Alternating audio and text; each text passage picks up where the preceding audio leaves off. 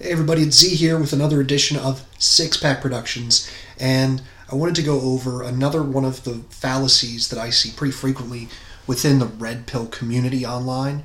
And to do this one, I think I can explain it in a bit easier fashion than previously, and I gotta start by telling a bit of a story. Now, about 7 or 8 years ago, I found myself working in a law office. I was in my early 20s, and while I wasn't really good at talking to girls, I was definitely better than I was as a teenager by leaps and bounds, and I was a little bit more savvy to the sort of game that was being played beneath that seemingly casual conversation that was happening at the bar or the party. Now, with this knowledge and skill that was just slightly above the norm, I tried to help out a coworker of mine who, shortly after I started working in this office, went through a pretty bad breakup. I didn't know the full details at first, but from what I can recall, they had been living together. She cheated, said, "You know what, I just don't love you anymore," kicked him out of the house. It wasn't affecting his ability to work, but the guy was kind of a mess. Now, I didn't want him to throw on, some cliche pickup artist flight goggles or, bright colored top hat and start asking women for their opinion on something. Yeah, you could go too far with shit.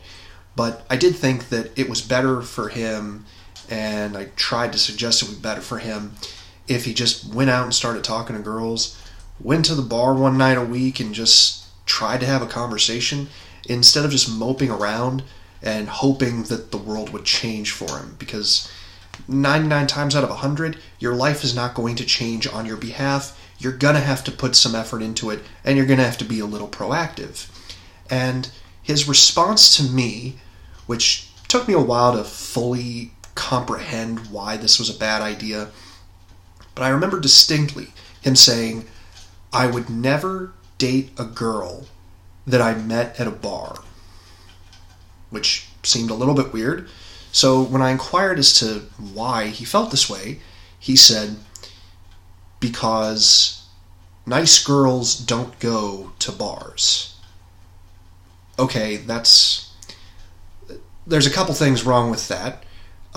First of all, I'm not even talking about dating anyone in this one-on-one conversation, but in a larger context, isn't it a little odd to take one single behavior and assume that all people, well, let's just say all women, so basically half the population who engage in a fairly common practice of consuming alcohol to any extent, fall into the category of undateable? That's a little bit weird, because human behavior exists on such a spectrum that to assume that just because a person drinks, again, to any extent, means that they're not relationship material, yeah, that's just being a little too risk averse and a little too protective of something ever going wrong. Now, he never really quantified what he meant by a nice girl, the ones who apparently never go to bars at all. But as I've seen this sort of quality girl claim come up online in the past year, I think I have a better idea. What it appears is that men think that if a girl goes out to a bar, party, club, and consumes alcohol, that she lacks impulse control, is self-destructive, and possibly is just always waiting for an opportunity to have a one-night stand, whether or not she is in a relationship. That's a lot of assumptions to throw at someone. Now, is it possible that a person lacks self-control? Yeah, but you can notice that by hanging out with them a couple times and noticing that they're always getting blackout drunk, puking on the sidewalk, picking fights, or otherwise acting like a jackass. See, remember what I was saying before about behavior being on a spectrum? Yeah, If the girl's just out and she's having a few drinks at a cocktail bar because she just got a promotion and that's how she felt like celebrating, it means nothing for the rest of her character. What you're doing is you're taking one tiny little thing that can be a red flag in certain contexts, and you're applying it so broadly in such this big sweeping fashion that you're just trying to protect your ego from another incident. You know, when you look at, for instance, how any sort of personality disorder or problematic behavior is diagnosed within the psychiatric community, they might have a list of criteria that has 10 or 15 different traits, and it's never just, oh, if you check off one box, you're antisocial. If you check off one box, you're depressed. No, you're going to need, if there's 10, you might need 5, 6, 7 before a professional would say, yeah, there's definitely a problem here because we're seeing too many things that are correlated with this, and we need to explore this further.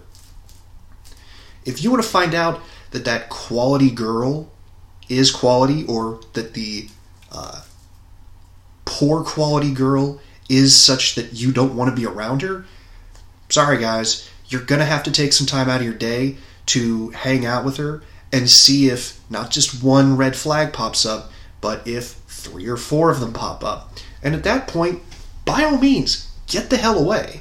You know, I'm not going to sit there and tell you that you have to date a girl for 6 months before you can make a reasonable judgment as to whether you want to be with her in a long-term relationship. But don't walk away as soon as she tells you that she went out for college night with her girlfriends. You're just talking nonsense at this point. And I know that it comes from a place of, you know, guys not wanting to be cheated on. I understand that most of the time when men reference a quality girl, a good girl, or a nice girl, the primary thing they're talking about is one who will be faithful in a relationship, not cheat on them, not take them for a ride, and not try and take half their stuff. But look, I'm just telling you right now, elementary school teachers go out drinking. And I know I'm using drinking as an example. You know, maybe in the next video I'll talk about some of my personal red flags. But this is just one that I see very commonly, where they take something that, yes, can absolutely be done to excess. It can be done to a point where you're harming yourself, harming others. It can be a horrible behavior when done irresponsibly.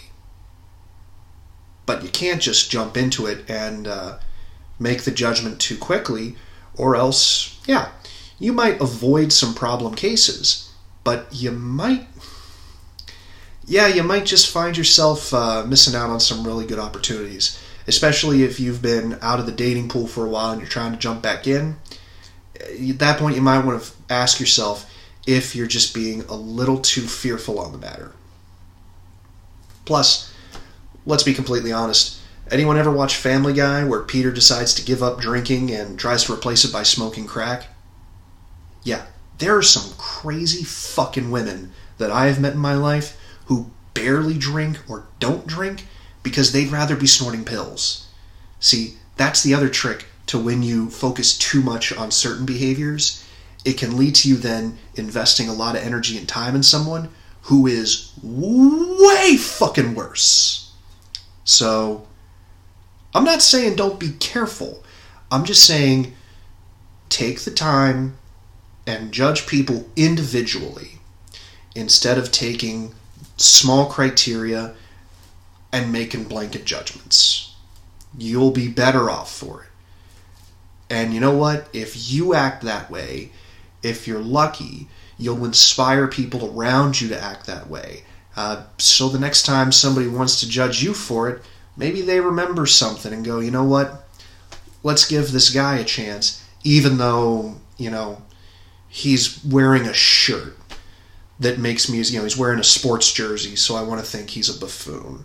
Or something else that's similarly meaningless. So, this is a shorter one than last time. Hopefully it helps some guys out. As always, this is Z. Take care, guys.